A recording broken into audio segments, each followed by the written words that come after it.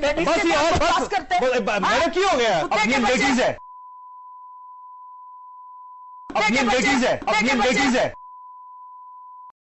Peoples party کے M N اے قادر مندوخیل نے مسلسل میرے خلاف فحش زبان استعمال کی. وقفے کے دوران مجھے اور میرے والد صاحب کو ننگی اور غلیظ گالیاں دی اور جس طرح سے میرے مرحوم والد کے حوالے سے اس نے نازیبا کلمات ادا کیے